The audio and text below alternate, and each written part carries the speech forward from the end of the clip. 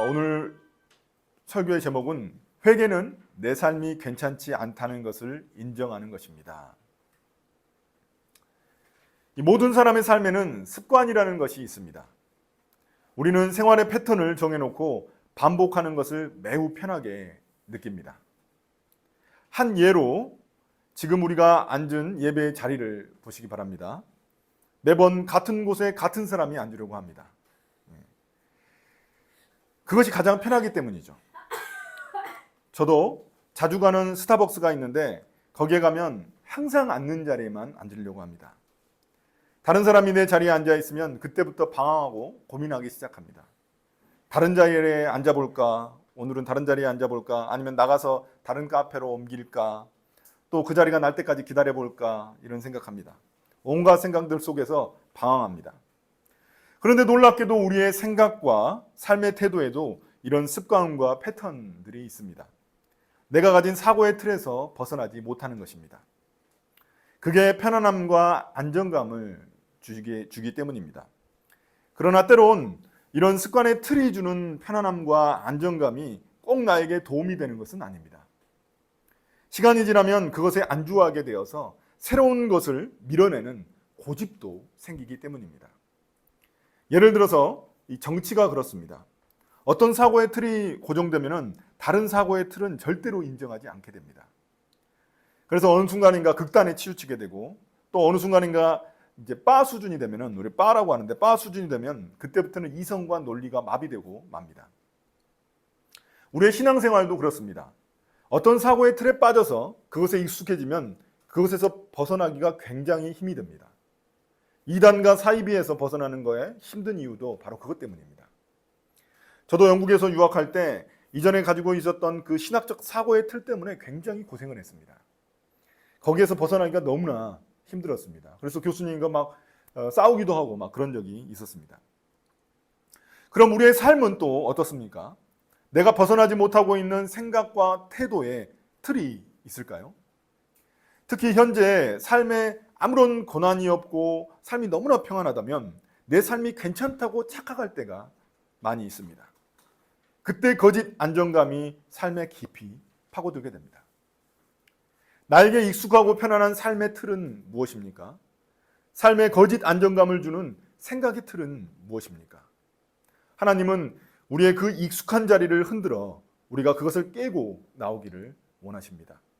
오늘 말씀을 통해서 내가 깨트려야 할 나의 익숙한 자리, 생각의 자리, 삶의 자리는 무엇인지 깨닫게 되기를 바랍니다. 지난주에 예레미야서의 처음과 끝을 관통하는 하나의 질문이 있다고 말씀드렸습니다. 그것은 왜 이스라엘은 망하게 되었는가 하는 것입니다. 이 질문을 좀 바꿔보면 이렇습니다.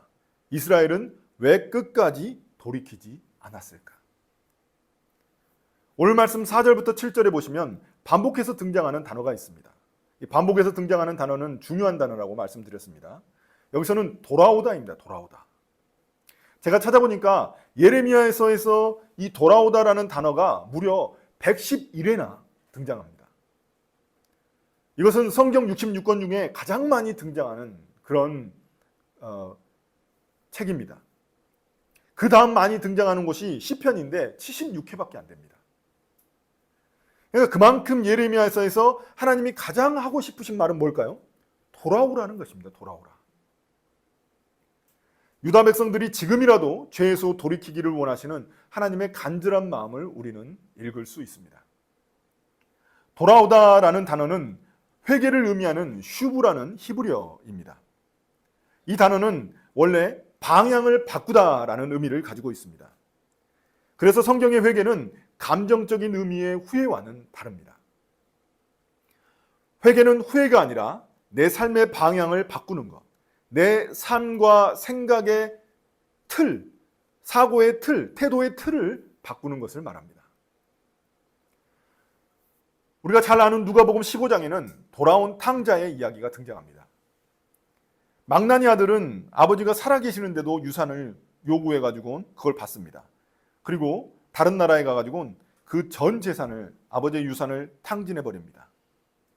그 후 빈털터리가 돼가지고 갑자기 아버지께 돌아갈 마음을 품습니다. 그때 그가 집으로 돌아간 것은 단지 자신의 몸뚱아리가 아닙니다. 그가 돌아간 것은 자신의 집이 아닙니다. 그가 돌아간 것은 아버지의 품입니다. 결국 그가 돌이킨 것은 지금까지 자신이 가지고 있던 삶에 대한 생각과 태도입니다. 그렇습니다. 회개란 익숙한 나의 삶의 방향을 바꾸어 하나님께 돌아가는 것입니다. 그러나 오늘 말씀에 등장하는 유다 백성들은 한사코 그것을 거절했습니다. 무엇 때문이었을까요? 왜 이렇게 고집을 피우고 왜 이렇게 하나님께 돌아가기를 거부했을까요? 첫째, 맹목적인 고집 때문입니다. 고집, 옹고집입니다. 4절부터 5절인데요. 제가 읽겠습니다. 너는 그들에게 전하여라. 나 주가 말한다. 누구나 넘어지면 다시 일어나지 않겠느냐? 누구나 떠나가면 다시 돌아오지 않겠느냐? 그런데도 예루살렘 백성은 왜 늘 떠나기만 하고 거짓된 것에 사로잡혀서 돌아오기를 거절하느냐? 하나님은 유다 백성들에게 예언자를 통해 계속해서 경고하셨습니다. 그리고 징계를 내리셔서 그들이 계속해서 돌아올 기회를 주셨습니다. 그럼에도 불구하고 그들은 하나님께 돌아오기를 거절하고 고집을 피웠습니다. 이러한 그들의 태도는 인간의 이치를 벗어나는 것입니다. 사람이 길을 가다가 넘어지면 다시 일어서게 되어 있습니다. 넘어졌는데 계속 넘어져 있다면 그건 정상이 아닌 거죠. 비정상인 거죠. 또한 길을 가다가 잘못 들어서면 다시 돌아가게 되어 있습니다. 처음 그곳으로 돌아가가지고 다시 가게 되어 있거든요. 그런데 길을 잘못 들었는 거를 알려줘서 알게 됐는데도 불구하고 계속 그 길을 가려 한다면 그 사람은 진짜 이상한 사람인 거죠. 이상한 고집을 갖고 있는 사람입니다. 이처럼 잘못되면 다시 돌이키는 것이 인간의 이치입니다. 그런데 유다 백성들은 이런 인간의 이치가 먹히질 않습니다. 죄악의 길에서 돌아서야 하는데 아무리 이야기를 해도 그들은 돌아서지를 않습니다. 잘못되었다고 알려주는데도 그걸 거부하는 겁니다. 도저히 이해할 수 없는 행동이라고 지금 주님이 말씀하시는 겁니다. 왜 이렇게 되었을까요? 5절은 그들이 거짓에 사로잡혔기 때문이라고 말합니다. 그들은 무엇이 참이고 무엇이 거짓인지 분별할 수 있는 능력을 잃어버린 것입니다. 맹목적인 고집에 빠져버린 것입니다. 맹목적인 고집은 굉장히 꺾기 힘듭니다. 말 그대로 논리와 이성이 통하지 않는 그냥 맹목적인 고집이기 때문입니다. 스스로 이러한 고집을 꺾으려면 굉장히 큰 용기가 필요합니다. 나의 삶의 진실을 마주하고 내가 잘못되었다는 것을 인정할 용기가 필요하기 때문입니다. 그런데 안타깝게도 그리스도인들 중에도 이런 맹목적인 고집에 빠진 사람들이 있습니다. 교회를 다니고 있기 때문에 스스로를 괜찮다고 여깁니다. 예배를 드리고 있기 때문에 현재 삶의 태도에서 벗어날 의지가 없습니다. 이런 사람들은 하나님께 자신의 삶을 진실하게 내어드리지 않습니다. 하나님께 자신을 내어드리면 자기 삶의 진실을 즉시해야 하기 때문입니다. 자신이 잘못되었다는 것을 인정해야 하기 때문입니다. 그 인정할 용기가 없는 거죠. 두려운 것입니다. 그래서 회개란 굉장히 힘든 과정입니다. 그냥 입술로 하나님 용서해 주세요. 그곳에서 끝나는 게 아닙니다. 내 생각과 내 삶의 태도를 바꿔야 하기 때문입니다. 내가 옳다고 여기던 묵은 생각을 버리고 새로운 것을 받아들여야 하기 때문입니다. 그래서 누군가는 회개를 나를 죽이는 과정이라고 말합니다. 우리는 어떻습니까? 현재의 삶에 대한 내 생각과 태도를 하나님이 어떻게 보실까요? 우리는 하나님이 기뻐하시는 삶이라고 말할 수 있을까요? 아무것도 변화되고 싶은 의지가 없는데 우리가 어떻게 그렇게 이야기할 수 있을까요? 이런 사람들의 특징이 있습니다. 묵상과 기도를 하지 않습니다. 형식적인 종교생활만 반복합니다. 살아계신 하나님과의 교제에 완전히 무감각해져 있습니다. 이런 상태가 계속되면 어떻게 될까요? 6절부터 7절입니다. 내가 귀를 기울이고 들어보았으나 그들은 진실한 말을 하지 않았다. 내가 이런 일을 하다니 하고 자책은 하면서도 자신의 악행을 뉘우치는 사람은 하나도 없었다. 그들은 모두 자기들의 그릇된 길로 갔다. 마치 전쟁터로 달려가는 군마들처럼 떠나갔다. 하늘을 나는 학도 제철을 알고 비둘기와 제비와 두루미도 저마다 돌아올 때를 지키는데 내 백성은 주의 법규를 알지 못한다. 유다 백성들은 정말 열심히 예배를 드립니다. 더 많은 예물, 더 좋은 예물을 하나님께 드리려고 합니다. 그러나 그들은 하나님께 자기 삶에 대한 진실한 고백은 하지 않습니다. 6절을 보십시오. 주님은 이스라엘 백성들이 진실한 말을 하지 않는다고 말씀하십니다. 하나님이 싫어하시는 죄악에 빠져 있으면서도 그냥 약간의 후회, 또 입술의 후회만 할 뿐입니다. 예배 때 와서 하나님께 형식적인 회개로 그칠 뿐입니다. 진심으로 회개하지 않습니다. 그러니 삶에는 아무런 변화도 없습니다. 인격에도 아무런 변화가 없습니다. 그러므로 주님 보시기에 그의 예배는 실패한 것이고 예배 때의 한 말들은 모두 거짓인 것입니다. 주님은 이런 유다 백성을 달리는 군마에 비유하십니다. 전쟁터의 말은 앞만 보고 달립니다. 앞에 죽음이 기다리고 있는데도 아무 생각 없이 그냥 앞만 보고 달립니다. 전쟁 영화 보면 나오죠. 유다 백성들이 마치 멸망을 향해 내달리는 군마와 같다는 것입니다. 잘못된 방향의 열심은 결국 멸망으로 가는 지름길이 되어버립니다. 계속 앞으로만 가면 죽음밖에 기다릴 게 없는데 그것을 보시는 하나님의 마음은 또 어떨까요? 그렇기 때문에 하나님은 계속 돌아오라고 외치시고 계시는 것입니다. 이제 유다 백성들이 너무 한심하고 안타까워서 예레미야가 지금 하나님의 말씀을 대신 이야기하고 있지 않습니까? 그래서 이 예레미야가 하늘을 쳐다보는 거예요. 하늘을 쳐다보면서 그 하나님의 말씀을 묵상합니다. 하늘을 쳐다봤더니 뭐가 보여요? 학도 보이고 비둘기도 보이고 제비와 두루미도 보입니다. 그들은 짐승들인데 모두 자기가 돌아와야 될 때를 아는 겁니다. 자기가 딱 봤더니 저 짐승들은 때를 알고 돌아온다는 겁니다. 아무도 말해주지 않는데 하나님이 만드신 그 자연 법칙을 잘 따르고 있다는 겁니다. 짐승들은 안 가르쳐줘도 돌아올 때를 아는데 어떻게 된 게 유다 백성들은 그렇지 않다는 겁니다. 그러니까 저 짐승들을 보면서 하늘을 날아가고 있는 그 짐승들을 보면서 예레미야가 통곡하는 겁니다. 하나님의 마음이 저게 아닐까 생각이 드는 겁니다.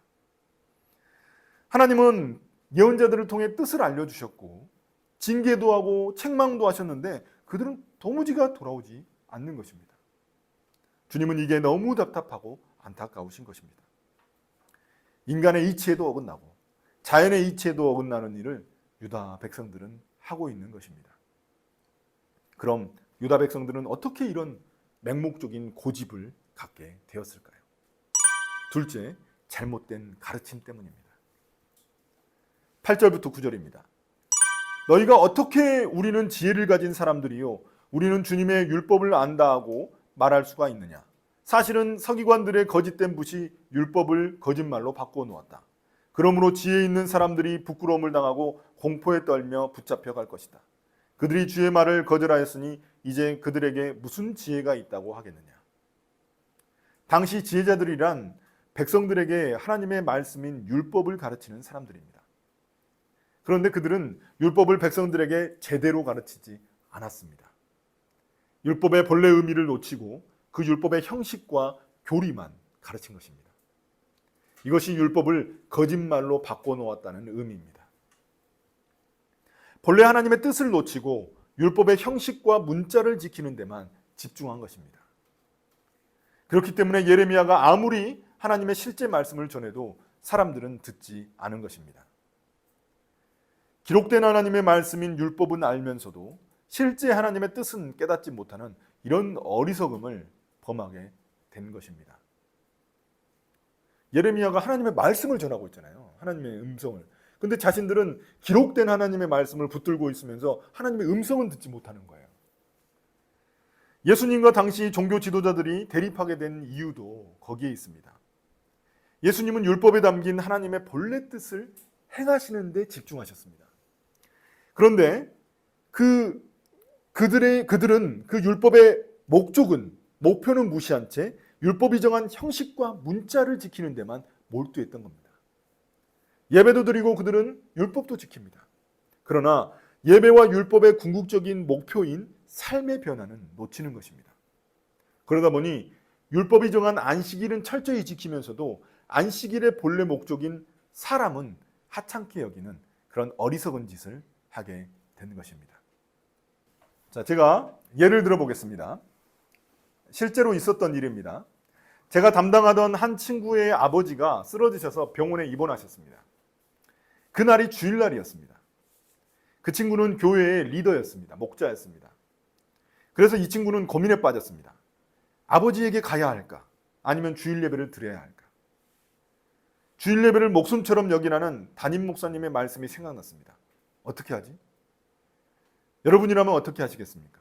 아버지는 쓰러져가지고 병원에 누워 계시고 주일 예배는 드려야 되고, 결국 그 친구는 아버지 병원에 가지 않았고 교회에 가서 맡은 바 목자로서의 임무를 다했습니다. 대신 예배 시간과 교제 시간에 같이 그 목장에 속한 사람들과 함께 아버지를 회복시켜 달라고 아주 간절히 기도했습니다. 과연 이 친구의 행동은 옳은 것일까요? 예배의 형식도 중요하지만 더 중요한 것은 예배의 본질입니다. 예배의 본질은 하나님께 영광을 돌리는 것입니다.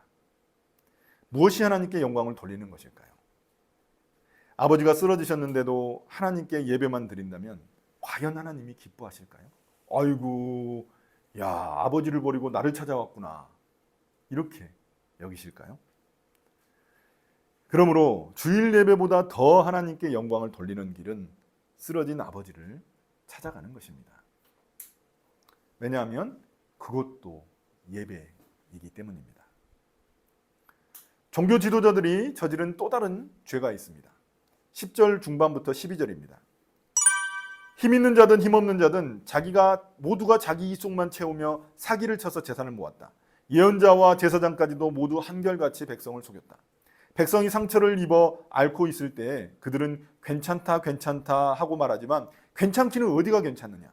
그들이 그렇게 역겨운 일들을 하고도 부끄러워하기라도 하였느냐? 천만에 그들은 부끄러워하지도 않았고 얼굴을 붉히지도 않았다. 그들이 했던 거짓말은 예배만 열심히 드리면 하나님이 기뻐하신다는 겁니다. 성전에 예물 열심히 드리고 봉사 열심히 하면 된다는 겁니다. 삶에 대해서는 아무런 언급을 하지 않습니다. 관심이 없는 거죠. 그래서 백성들의 신앙을 종교생활로 전락시켜 버렸습니다. 삶을 변화시키는 과정은 눈에 잘 띄지 않고 굉장히 느리고 지루한 과정입니다. 일종의 자기를 죽여가는 그런 과정입니다. 반면 종교적인 의식을 행하는 것은 눈에 잘 띄고 굉장히 효과적입니다. 종교 지도자들은 백성들에게 이런 종교 의식에만 집중하게 만들었다는 것입니다. 그들은 어떻게 하면 백성들이 더 많은 예물을 가져오게 만들까 고민합니다. 그래서 더 많이 헌신하고 더 많이 예물을 바치면 더 많이 축복해 줍니다. 그들은 하나님의 뜻이나 하나님의 마음에는, 그리고 백성들의 삶에는 애시당초 관심이 없습니다. 백성들의 삶이 변화되는 것에는 전혀 관심이 없는 겁니다. 그러니 하나님의 심판이 다가오고 있었지만 괜찮다며 백성들을 위로하는 데 급급했던 것입니다. 그 종교 지도자들이 말합니다. 성전도 있고 율법도 있으니까 우리는 절대로 망할 일이 없다. 그들 때문에 백성들은 잘못된 확신을 얻게 된 겁니다. 그럼 우리 괜찮구나. 성전도 있는데, 하나님이 계시는 성전도 있는데, 우리 율법도 있는데, 하나님이 우리는 선택한 백성이라고 말씀하시는데, 그러니까 그들은 진짜 하나님께 돌아갈 수 있는 그 기회를 잃어버린 것입니다. 놓쳐버린 것입니다. 이 종교 지도자들의 잘못된 가르침 때문에. 이들의 이런 행위는 마치 돌팔이 의사와 같습니다. 암 걸린 사람한테 파스 붙여주면서 괜찮아질 거라고 이야기하는 것과 같습니다. 백성들의 영적 상태에 대한 진단도 실패했고 처방도 실패했습니다. 그들은 아무런 지혜와 능력도 없는 종교 사기꾼에 불과한 것입니다. 그러나 안타깝게도 이런 일들은 우리 시대에도 일어나고 있습니다. 여전히 많은 목회자들은 교회 예배당을 하나님이 계시는 성전이라고 속입니다. 성전 신앙은 유대교 신앙이지 기독교 신앙이 아닙니다. 예수님은 자신이 곧 성전이고 또 믿는 우리가, 예수님을 믿는 우리가 성전이라고 말씀하셨습니다. 고린도전서 3장 16절입니다. 너희는 너희가 하나님의 성전인 것과 하나님의 성령이 너희 안에 계시는 것을 알지 못하느냐. 예수님은 유대교가 성전 종교에서 그 성전이 무너진다고 말씀하셨던 것이거든요. 그럼 목회자들이 왜 교회 예배당을 성전이라고 부르는 것일까요? 우리가 보면 막 무슨 성전 붙여 있잖아요. 성도들을 교회에 더 헌신하게 만들려는 욕심 때문입니다.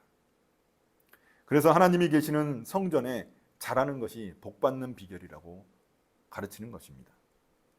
예배 빼먹지 않고 교회 봉사만 열심히 하면 복받는다고 말합니다.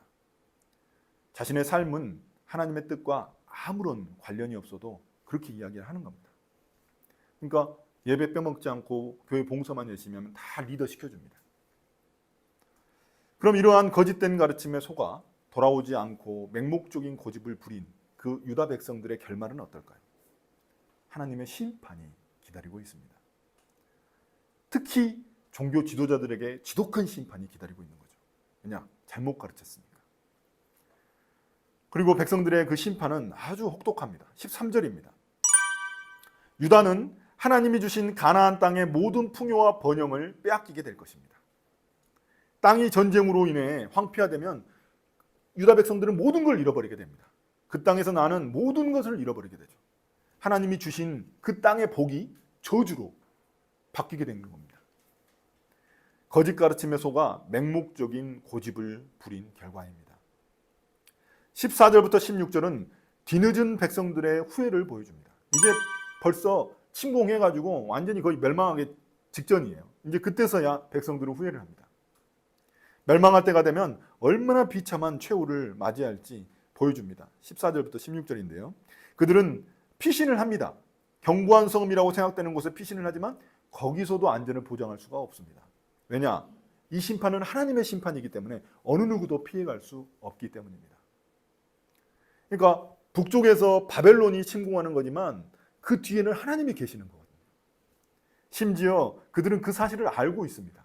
하나님이 그 뒤에 계시다는 걸 알아요. 그래서 그때가 되면 뒤늦게 자신들의 죄악을 후회합니다. 그들은 심지어 뭐라고 이야기하냐면 하나님이 자신들의 물에 독을 타신 거라고 이야기합니다. 그 당시에 그 적군들이 성을 에워싸잖아요. 그러면은 고립됩니다. 백성들이 고립되면은 그 고립된 백성들을 죽이기 위한 방법은 뭐냐면은 그 성문을 안 연단 말이에요. 꽉 닫아가지고 그러면은 그 백성들이 먹는 그 물에다가 시냇물에다가 독을 탑니다. 독을 타면 다 죽는 거예요. 왜냐? 그 물을 안 먹어도 죽고 안 먹으니까 목말라 죽고 먹으면 독 때문에 죽는 겁니다. 근데 마치 지금 자신들의 사정이 그렇게 된다는 겁니다. 하나님의 심판 앞에, 주님의 심판 앞에 오도 가도 못하고 완전히 그런 성에 갇혀가지고 동물을 먹을 수밖에 없는 그런 꼼짝없이 죽게 된 그런 존재가 됐다는 겁니다. 그들은 그때서야 자신들이 그 종교 지도자들의 거짓 가르침에 속았다는 것을 깨닫게 됩니다. 15절입니다. 그들이 기대한 평화는 멸망으로 바뀌었고 상처 낫기를 바랬지만 죽음을 기다리는 그런 신세로 전락하고 말았습니다. 괜찮다는 말에 속아서 주님께 돌아가지 않았기 때문입니다. 돌팔이 의사에게 속아 제대로 치료를 받지 못했기 때문입니다. 17절은 또 다른 표현으로 그들의 후회가 아무 소용없다는 것을, 이 뒤늦은 후회가 아무 소용없다는 것을 말해줍니다. 뭐라고 표현하냐면 해독제가 없는 독사에게 물린 것처럼 표현합니다. 해독제가 없어요. 어떤 해독제도 없어요. 죽음을 기다릴 수밖에 없는 거죠. 하나님이 심판하신 것이기에 어느 누구도 무슨 방법으로도 막을 수 있는 길이 없는 것입니다. 이러한 하나님의 심판이 두렵지 않으십니까? 교회 다니고 예배드리고 성경 공부한다고 우리가 안전한 게 아닙니다. 우리의 삶이 변화되지 않으면 아무 소용이 없습니다. 거짓 안정감일 뿐입니다. 우리가 의지할 수 있는 유일한 안전지대는 하나님의 뜻을 우리의 삶 속에서 행하는 것밖에 없습니다. 익숙한 내 삶과 이렇게 살아도 괜찮다는 사탄의 속임수에서 벗어나야 합니다. 이제 오늘 말씀을 마무리하겠습니다. 사랑하는 형제자매 여러분, 폴 트루니에는 자신의 유명한 책 모험으로 사는 인생에서 이런 말을 합니다. 모험이야말로 첫 걸음을 떼는 것이 가장 어렵다. 사고의 습관과 기존 관습의 구속을 벗어나는 첫 번째 발걸음을 떼어놓으면 자신을 던지고 배수진을 치는 데서 극도의 어려움을 겪을 수 있다. 저는 우리가 하나님을 정말 사랑하지 못하는 그런 중요한 이유 중 하나는 내 삶을 거는 그런 모험을 하지 못하기 때문이라고 생각합니다. 회개가 그 모험의 시작입니다. 회개는 오늘 말씀의 제목처럼, 오늘 설교의 제목처럼 내 삶이 괜찮지 않다는 것을 인정하는 것입니다. 내가 있던 그 묵은 자리를 털고 일어서겠다는 결단인 것입니다. 내 삶의 묵은 자리, 내 생각의 묵은 자리, 내 태도의 묵은 자리, 내 습관의 묵은 자리를 이제는 털고 일어나는 용기가 필요할 때입니다. 저는 우리 교회 성도들이, 저와 모든 우리 교회 성도들이 다 그렇게 되기를, 진정한 회개를 통해 삶의 변화를 맛보게 되시기를 예수님의 이름으로 축복합니다. 아멘.